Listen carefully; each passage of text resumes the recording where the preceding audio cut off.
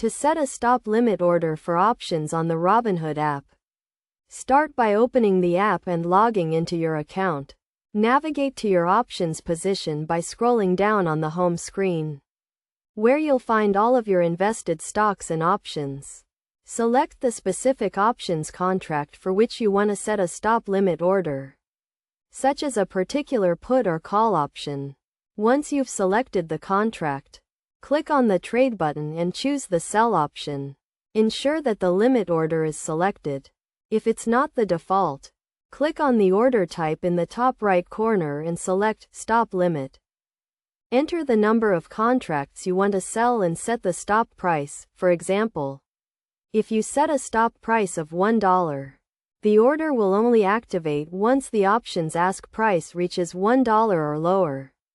You can also select the time in force for the order. After configuring your stop limit order, click the Review button and then swipe up to submit the order. Your stop limit order will now be activated on your Robinhood account.